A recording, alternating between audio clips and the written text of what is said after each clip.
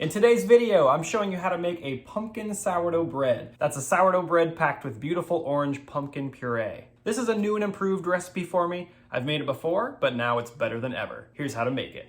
Like with any sourdough bread recipe, you'll need to feed your sourdough starter. So get your sourdough out of the fridge, add 50 grams of water, go ahead and give that a stir with a spoon just to dissolve the starter into the water, and then add 50 more grams of flour. So I'm using bread flour, 50 grams of water, 50 grams of flour, mix all of that together.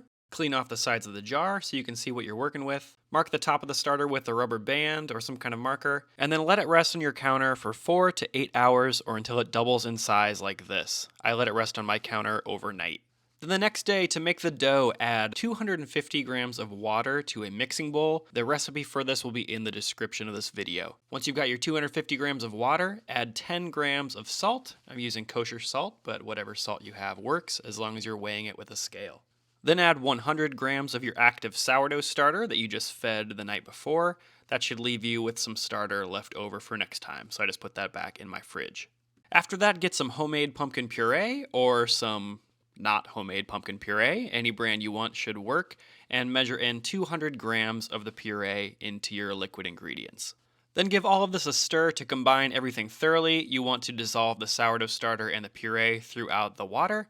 Once that's mixed, go ahead and add 50 grams of whole wheat flour. That's going to give the bread a slight nuttiness that I think pairs really well with the pumpkin. And then 400 grams of regular bread flour. If you don't have whole wheat flour at home, you can just use a total of 450 grams, all bread flour. That'll be completely fine. That's all you'll need for your dough, so give all of this a thorough mix with a spoon until you've got a nice shaggy dough without any clumps of dry flour left. Keep in mind that your pumpkin puree might be a little wetter than mine. Some of them might have different water content than others. If you end up with a super dry dough, you can of course add in a little bit of extra water. And if you end up with a really wet dough that doesn't look like this, just add a little bit more flour until the dough roughly looks like what I've got here. So when your dough comes together, clean off the sides of the bowl, and then just cover this up, and you're going to let it rest for 30 minutes on your counter. This is not an autolyse, this is just letting the dough rest once everything is mixed. After the half-hour rest period, it's time for the first set of stretch and folds. You're going to do 3 sets of stretch and folds, spaced out by a half hour in between each one. Grab an edge of the dough and pull up, and you can see that the dough still doesn't hold together very well, but after the 3 sets of stretch and folds, it definitely is going to be a lot stronger and hold together, just like if you were to knead it. So go around the bowl, pulling up on an edge of the dough and folding it over itself, stretching it up, and folding it over itself. Keep going around the bowl, giving the dough about 20 to 30 stretch and folds until you notice the dough starts giving a little bit of resistance like this when you pull it. That's when you know you can stop stretch and folds and let the dough rest again. So cover up the dough with a kitchen towel and let it rest for another 30 minutes.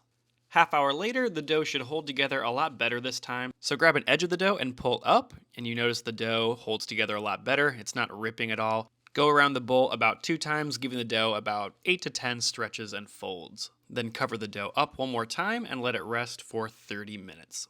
After that, you're probably tired of stretching and folding, so this will be the last set of stretch and folds, and notice just how well the dough holds together. The dough will be a lot smoother and elastic at this point.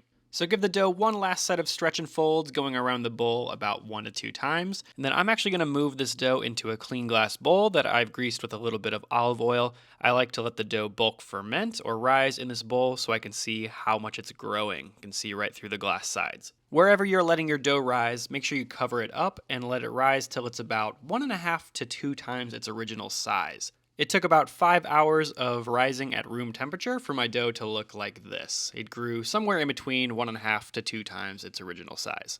Once your dough rises like this, it's time for the pre-shape. You're going to take the dough out of the bowl onto your clean counter and just gently shape it with a bench scraper or with your hands into a ball.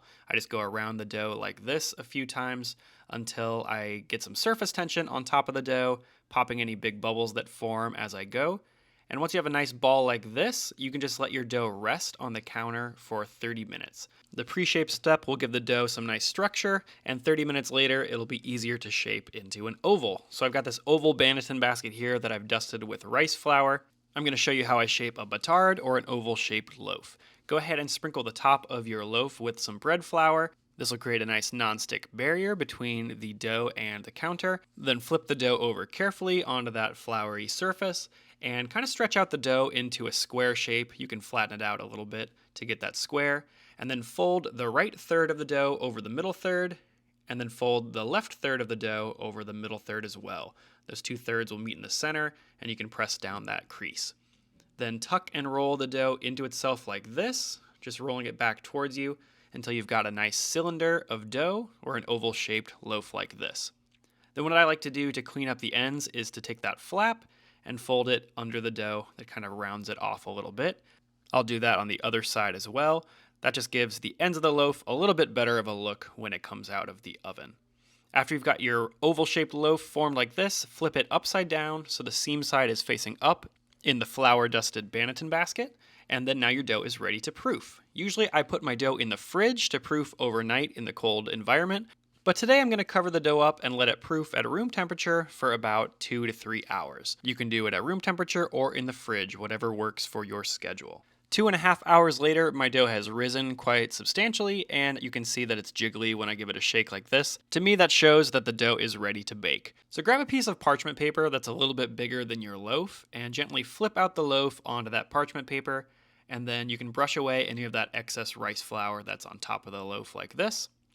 Then grab a razor blade or a dough lamb and score one long slash at a shallow angle like this right across the dough. That's going to let the dough open up in the oven and hopefully give us a nice ear on the loaf. Move that into a Dutch oven, which is inside of your preheated oven. This one's been preheating for 30 minutes at 500 degrees. I'm going to cover it up with the lid and bake this for 20 minutes at 500 degrees with the lid on.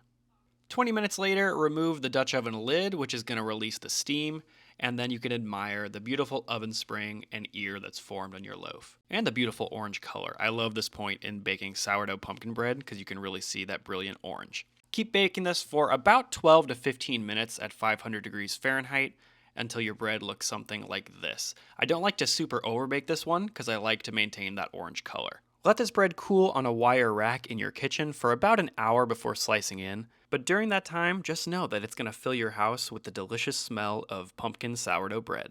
When at least an hour has passed, or you just can't wait anymore, go ahead and slice into this loaf. You can slice yourself off a piece and reveal the beautiful crumb on the inside. The bread should have a beautiful golden orange crumb. It should be light and airy, but the holes shouldn't be so big that stuff's going to be falling through your bread while you try to eat it. Here's the other side. Looks about the same as the first one. You can, of course, eat this bread plain if you want to get just a pure taste of what the sourdough bread tastes like, but in my opinion, it's way better to eat this toasted with some butter. The toasting really brings out a nuttiness from the whole wheat flour, and the salty, creamy butter really pairs well with the pumpkin. It's just a delicious piece of toast. Highly recommended. Something that's also highly recommended, if you like straightforward sourdough bread recipes like this one, is my ebook, No Nonsense Sourdough. I've got 18 creative, delicious, and straightforward sourdough bread recipes for you without any unnecessary steps or complicated terminology. I'm releasing the book next week, so if you're subscribed, you'll see a notification from me, and if you're watching this video a week from now, I'll put a link to the ebook right here. Check out No Nonsense Sourdough, and I'll see you in the next video.